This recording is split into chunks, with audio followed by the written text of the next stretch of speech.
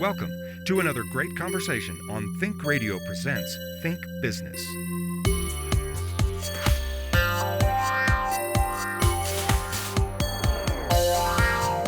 Think Business is made possible by funding from the Ice Lab at Western, supporting innovative business in the rural Southwest. Become a Think Radio Presents partner at patreon.com, and you'll also get access to premium content you won't find anywhere else. Join us today. My guest this week is inventor and mountain biking guru Craig Payne. He's the founder and owner of Hustle Bike Labs, a new company with a visionary solution to an age-old dilemma facing any serious mountain biker. That is, whether to ride with flat pedals for safety or clipless for better performance. As he'll explain, Payne's idea for a new pedal may well make the question moot once and for all. Payne was born and raised in Texas. Along his winding journey, he's been a rancher, landscaper, and successful restaurateur. Now, he just wants to make mountain biking safer and more accessible for anyone interested in hitting the trail. Craig, I'm so happy to have you with me today. Thank you for having me, Alan. To call you a bike person would be a massive understatement, right? I mean, bikes are your business now. This business that you're growing and it has so much promise, but bikes are your life. Describe that for me. How did that come about? What is it about a bike that really spoke to you so strongly? They've been in every chapter of my life. And, you know, that feeling when you first learn how to ride a bike, you know, Power, freedom, you know, escaping the vision of your parents. You know, they're excited for you that you rode, and then going around the block, it's like, oh man, I like this feeling. Yeah. And so the world just got a lot larger. Yes. I still, to this day, every time I go to the mountain bike park, you know, the trails or wherever I'm at, I still get those butterflies in my stomach. It still excites me to this day that I just, I don't want that feeling to ever go away, you know, because I'm so excited to go ride. Well, and so here's the question then, because for a lot of people, that feeling does go away, right? We kind of lose that sense of childlike wonder. At that moment of mastering the bicycle just sort of gets lost. Why do you think that is for some people and others sort of hang on to it? Well, I think it's the connection, the beauty of mountain biking, which I wish I would have found earlier in my life, because that's where I've loved bikes up until that point, but mountain biking's where I really connected. And, you know, it forces you to meditate because it's inherently dangerous. Yeah, you've got to be present. You got to be present. And you can, you know, the magic of turning everything off and getting into the flow state. It's a world I wish other people could experience, you know, whatever they're doing. And I'm saying people don't do that. There's a lot of people out there in their fields that experience that flow state, but mountain biking forces it. And were you a road bike rider before that? I was. Yeah. And I only rode bike to a means to an end because I loved criterium racing, the excitement of it. But I hated the training and the monotony of sitting on a road bike for hours and hours. Yeah. I enjoyed being on the bike, but it was one of those, it takes a lot of patience. And yeah, it's a whole different experience. You lose focus very easily on the road bike. And I'm not saying all road bikers that way, because I love, you know, commuting to work. And, you know, anytime I can be on a bike, that's a good day. It's a good day. Yeah. So describe when you first rode a mountain bike. Where were you? What was going on? Well, the first time I rode a mountain bike was not a pretty day. I bet I crashed 3, 4, 5 times on that first ride because, you know, been, you know, riding bikes my whole life. And I figured I could just jump into this and master it in a week. And that wasn't the case. Where were you riding? It was at Sampson Park in Fort Worth, Texas. And so not the most rugged terrain in the world. Well, actually it is, for the fact that it was a lot of it was rock, and a lot of it was loose rock, and it was built on the side of a lake, and so it's up and down, but it had the Texas limestone, and which is Crumbly. It's much more drastic than the slick rock of Moab, or the rocky, the high alpine rocky trails. It's Rocky Mountain trails. It was treacherous in some points because I charged into it, and I just I had but that experience, I knew. I found, You're like, I gotta do this again. I got to get better at this, because I absolutely fell in love with it on the first day, even with all the scratches and the bruises and the bruised ego. It's humble pie. Right, there you were. Huh? Can't call yourself a total bike rider anymore. Yeah. So was there somebody there who said to you, "Hey, Craig, you got to give this a try"? Or how did you pick it up? It was a friend that said, "Hey, you need to try this." And that friend I still ride bikes with to this day. And the crazy thing is, that's the same guy that got me into road bike racing. And forever friends. Yeah, he's a brother to me. Yeah. So, but he sounds like he's also your adventure pusher. Yes, he challenges the limits. Where'd you grow up? Texas. Kind of bounced around. Okay, now I love when I say, "Where'd you grow up?" and somebody says, "Texas." It's Could pretty you vast. be just a little more specific? Lubbock, younger childhood, and then as I got the older childhood, our family moved to Fort Worth, and. So Lubbock's not real big mountain bike territory. No, the beauty of that part of the world is we were close to the mountains of New Mexico. So I grew up, again, skiing was another passion of mine. When I was 10 or 11 years old, I wanted to be a pro skier. And people looked at me, "Well, you live in Texas. It's going to be a little hard." You're talking about alpine, or are you talking about water skiing? Yeah, water skiing. Now, you could have been a champion at that. But we had, Paladura Canyon, that was close, and you had some wonderful places that were some terrific terrain there. So, but Lubbock itself, very flat. Tabletop. Flat, windy, and a little hint of cow manure was, you can always tell the weather change. Yeah, you see me smiling because I was a freshman at Texas Tech University in Lubbock in 1978, and my dorm window would be open, and then when the wind was blowing just right, generally out of the southeast, oh boy, those feedlots. Yeah, you knew we were going to have a windy day, because that was always the hint, the smell of manure. Oh boy. And the orange sky. And so, really, Texas, not well known in the mountain biking world. Correct. Right? So, but you still lived there even after you picked up mountain biking. Well, what a lot of people don't know is Texas has the third largest mountain biking population in the country, behind Colorado and California. Really? Well, where are they riding? All over. It is you go back to the days of Lance Armstrong, and he really brought cycling to the forefront of Texas. And he did a lot for the Austin area, because where he grew up, we lived about 45 minutes from each other. So I got to race with him a lot in the 90s. And he's a freak of nature. He would lap us in most races. Yeah. But the cycling just exploded in Texas in the 90s. And then that trend in the 2000s, then the mountain biking scene started picking up. Austin is a very,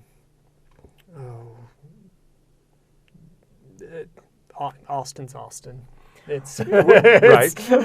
It's a different place, and but it was a huge cycling community, and the mountain biking population bloomed and just exploded. But Fort Worth, Dallas has a huge mountain biking population. Well, Austin's not that far from the hill country of Texas. Correct. Is that a big destination for bikers as well? It actually is. It's a great winter riding place for people in the mountainous and up north, northeast. Olympic teams train there in the wintertime. And of course, it has a lot to do with Lance and what he started building with the other professional cyclists. A lot of professional cyclists have come out of Texas. And where's your favorite place in Texas to bike? There's quite a few places, but Spider Mountain just opened up about 3-4 months ago in Boerne, outside of Austin. And it's the first chair lift operated bike park in the South and in Texas. And there's only 300 feet of elevation change, but they've done a wonderful job, and you get to ride a chairlift up to the top and just scream down all day long. Which actually is kind of important in Texas if you're planning to ride in the summer. Yes.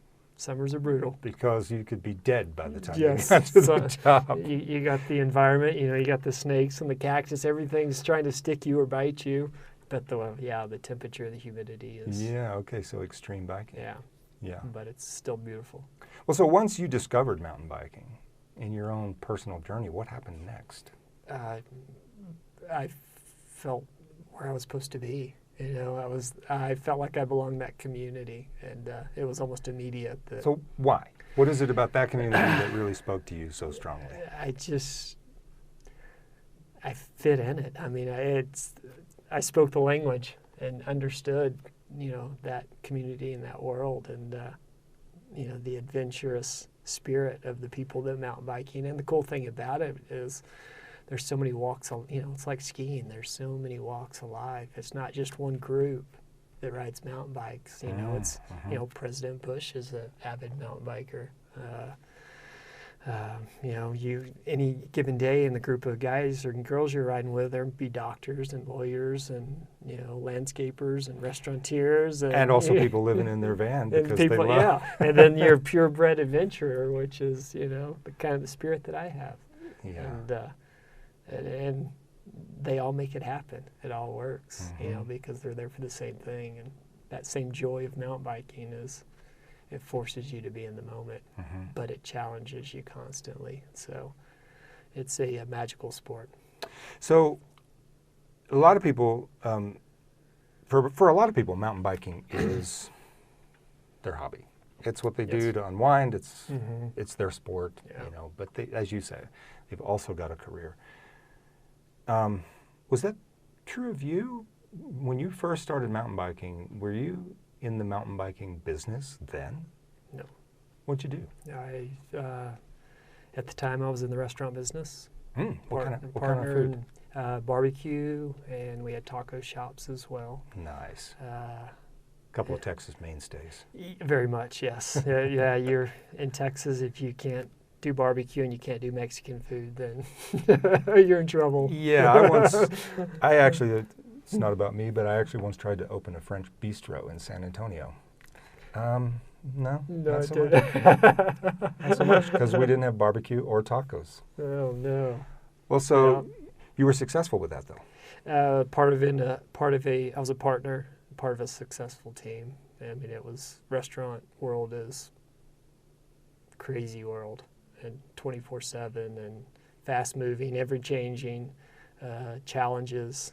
But to survive in the restaurant world, you have to have an amazing team, because everybody's got to get each other's backs. It's a constant in that world. But it is a exciting, wonderful world if you like the fast pace. If you like the fast pace, and if you like barbecue. If you like, no, we never went hungry. We always had food on the table. So that's true. How'd you get out of that business? Because that's not your line now. I exited in 2016.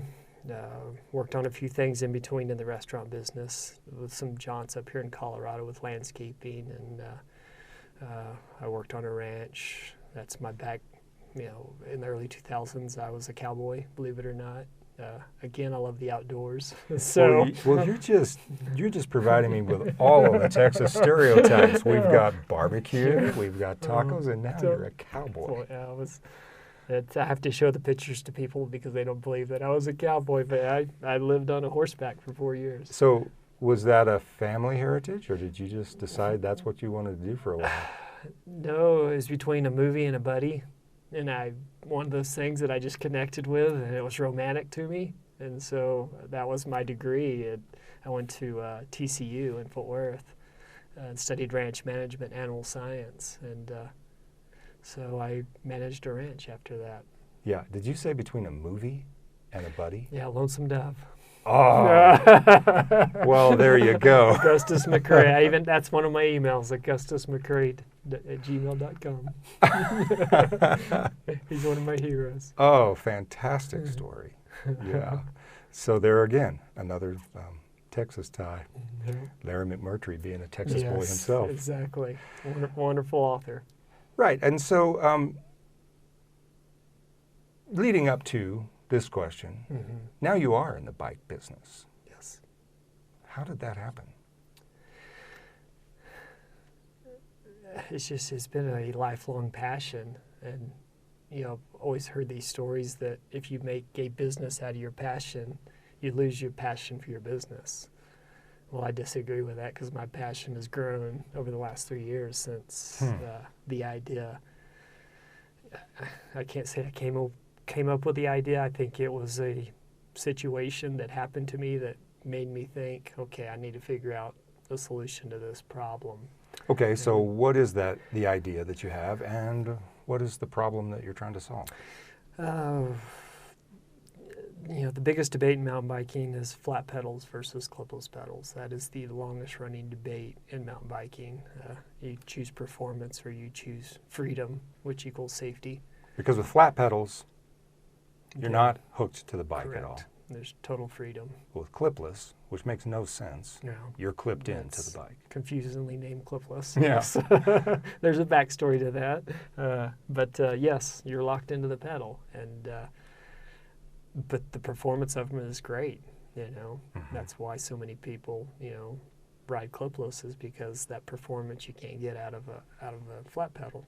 So, But that's where we, Hustle Bike Labs, we're looking to fill that void and bring, put something that's in that vast canyon between the two pedal systems. And, from an incident that happened to me in Moab, riding one of the iconic trails, had a little situation that went wrong, very wrong, and found myself, that day I was riding clipless on one of the extreme trails of Moab, and I was getting a little tired, made a minor mistake that turned into a monumental problem, and found myself hanging from a cliff, 200 feet above the Colorado River. And so you're not saying that metaphorically speaking, you were literally on the edge of the cliff. Yes, I was hanging from a boulder. And were you still attached to your bike at that moment? No, I broke part, but that's after I went over the bars. And, I had about 5 feet of trail to work with, canyon wall on one side and then sheer exposure on the other side. And everything that went wrong. But, fortunately, I'm still here to tell the story, finish the story, and share the solution, which is because you have to choose performance or safety. And I mean, some people would say it's not safe to be on that trail to begin with. Yes, but you guys I should are a not little bit crazy. Well, I shouldn't have been riding it by myself. That's But if you're going to ride that trail, your choice right now is between being safe. You can get off the bike when you need to. Correct. In a hurry. Or having high performance, which means you sacrifice that safety. Correct. What's your idea about that? Well, looking back, I should have rode the flat pedals in that situation. But the idea didn't happen at that moment. Obviously, I realized that there was a problem, and so that moment rattled me severely to the core, and it affected mountain biking for me. And so I just kind of buried it inside of me. Did you stay off a bike for a while? No, I didn't, but it was totally different for a period of time, and I knew at that point that I needed to figure out a solution so I could get back into that moment. Get your groove back. Yeah, get the groove back, exactly. And So I started, trying to figure out bringing the attributes of both pedals, and it was, this went on for a few months.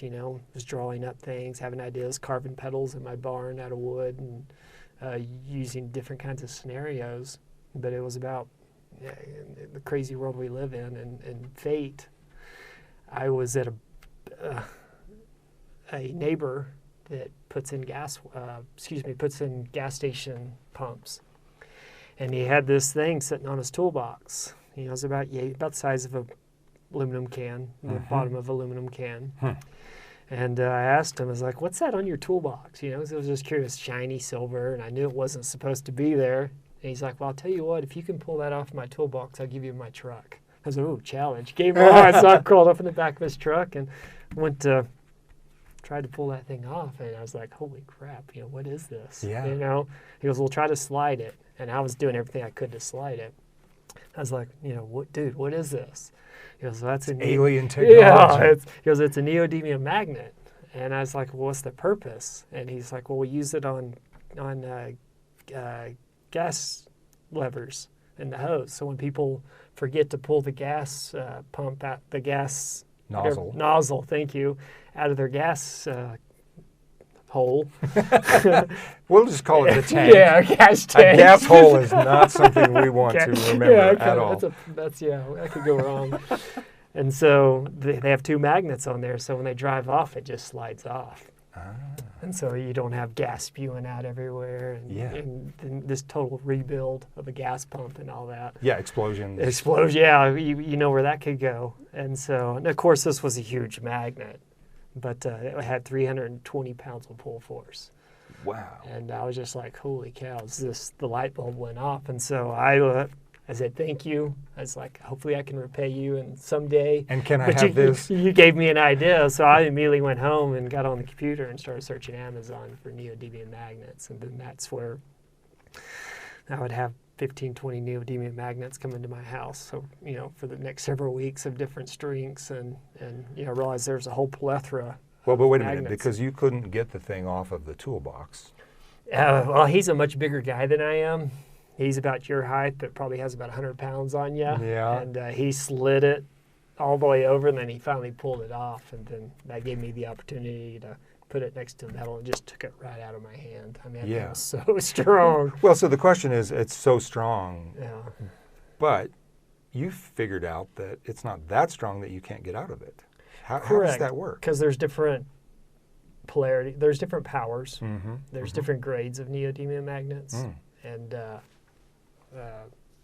so that's when I started researching and buying different magnets and all that. And then finally led to the little cylinder magnet, because one of the issues is they're not light. And pedals in the mountain biking world, that's one of the attributes is the lighter, the better. And I think that's with any outdoor equipment. Yeah. Everybody wants lightness. And so that's where I started to, take those magnets and just find that right magnet to where the weight was not hideous, and but the attraction was good. And we got it down to 2 magnets and almost 100 pounds of pull force in each pedal, which is significant. So you can push and pull on the pedal. Functionally, you're clipped in. No, you're. I mean, your foot is there's a connection attached by the magnet to the pedal. But the innovation is, when you need to, you're free to. You can get right out. There is no one way to get in or out. You have to slide out, obviously. Yeah. But you can do it frontward, forward, backwards, and so like if you're doing a wheelie and you loop out, clipless pedals, you're busting your tailbone and probably knocking your noggin on the ground pretty good and then the bike lands on you. Yeah, and the bike lands on you, and it's embarrassing, but you can slide out the back of the pedals. You can, if you have to dab forwards or sideways. But on the other hand too is, with clipless, and I'm not knocking clipless, they're a wonderful invention and they're a great pedal performance-wise, but not only getting out of a clipless pedal in a rowdy section, or when you're going up or down, everything's a lot harder. And especially when you throw a little speed in it, or the lack of speed, and then gravity takes over, and you know, and then you have exposure or anything like that. Inertia takes over, so you have all these forces that are just eating your head up. And so the other magical thing about the pedal is, it's like getting back on flat. You just put your foot back on. You're not trying to clip in, and so you can do it in any environment. And hanging on for dear life, you can get your foot on the pedal. You can get it off and you get it on, you know, and it's almost instinctual. You know, there's not, like with clipless pedals, and even flat pedals to a certain extent, you have to, there's, you know, muscle memory that you have to train, especially with a clipless. And, but, you know, anytime with a clipless pedal, when things do go wrong, it's a lot harder to get out of them than when you're just sitting there practicing, you know, because like say you change the angles. Well, sure. You know, the science changes, and so does the head. Of course. You know, it's like people who train martial arts, and they know exactly how to behave in this particular scenario. You know, but right? until they get punched in the face. And let a street fight break out, and then all bets are off. Yeah, it's a totally different game. So how would this pedal have changed your experience hanging on the side of the cliff in Moab? You know, going back over that chain of events, you know, bouncing off that boulder, losing my balance, being in a rock garden, you know, the deck was stacked against me. But I think in that moment, if I could only just dab my outside foot, put my outside foot down for a moment just to regain my momentum and my balance, that would have been a game changer in that moment. But unfortunately, everything went wrong, and my foot wasn't coming undone in that moment. I just, it happened too fast. And instinct didn't kick in because my foot was stuck. But you could have with this pedal. Have you been riding these pedals for a while now? I have almost 3 years of R&D in it. So the first prototype, and of course prototype world, you know, there's going to be some flaws. And so my first prototypes lasted maybe 500 miles before bushings and whatnot started wearing out.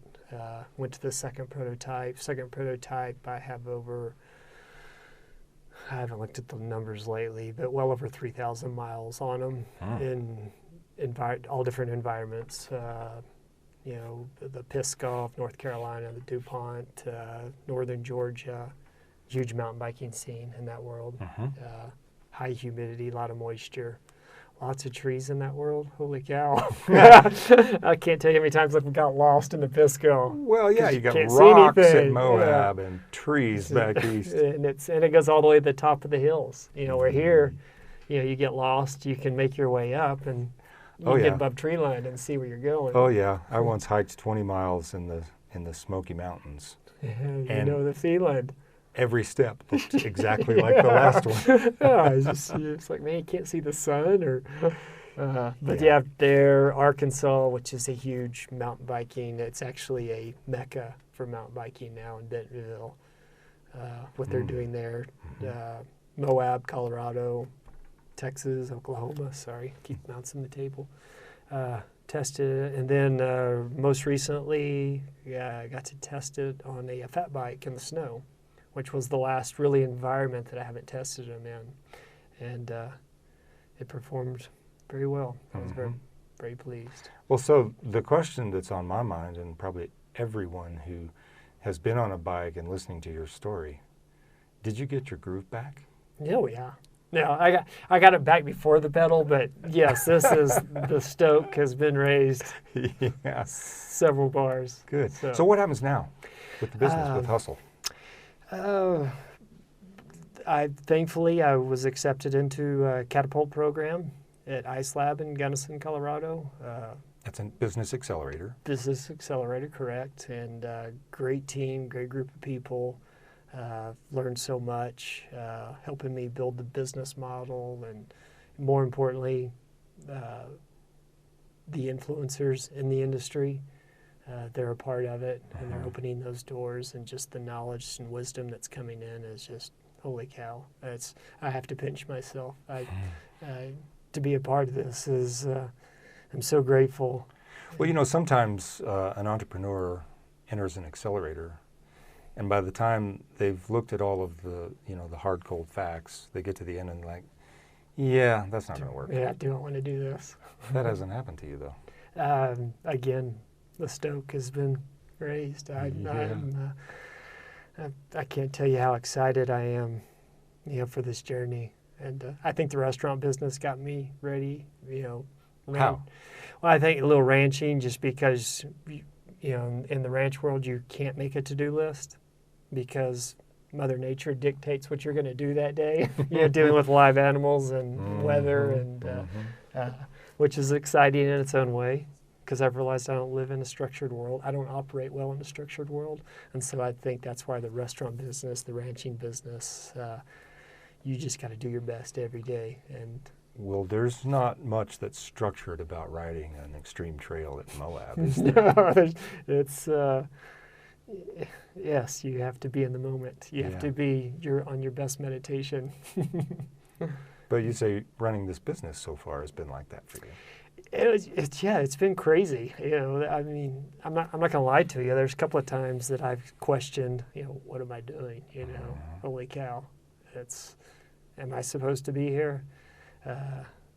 That question has been answered with a hell yes. I'm supposed to be here, and because we all go through that, and that's, I think, the tragedy. A lot of people, they get to that point when, it's when things get really hard, and then you lose your confidence. You start questioning what you're doing, and then you quit. And then it might be that next hill that changes everything, and like mountain biking, it's getting over that. Well, that's a choice you could have made. You could have walked away from that cliff hanging experience and quit. That's a really interesting metaphor, not just for business startup, but just life, whatever it is that you're passionate about. It's going to get hard. Yes, it is.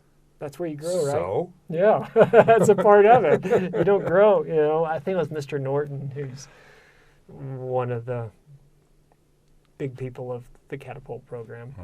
But he told me, which I still think about every day, it comes to my mind, that he says, growth and comfort do not coexist. And, that's, the truth of it is, if we want to grow, we got to get uncomfortable. And that's what the Accelerate's done to me, because... Dang it, Mr. Norton, we did not want to hear that. But there you go. No, that's true. So many would say the same thing. Yeah. Well, Craig, we're out of time. I'm sorry to say, because I think we could talk for quite some time. But I am thrilled at your adventure, and thanks for sharing it with us today. Well, thank you for having me, Alan. I love talking about it. So I want to enhance the rider's experience. I believe we have a product that will, because I see so many people get in mountain biking that don't stick with it because it's hard and it's scary. And I think this product will help mountain biking grow. And thank you for the opportunity to let me share my story. Oh, my pleasure. Thanks for joining me. Think Radio Presents is a production of Alan Morris Media. The show's producer is Isa Forrest. Associate producer, Aaron Lewis. Thanks for listening. Become a Think Radio Presents partner at patreon.com, and you'll also get access to premium content you won't find anywhere else.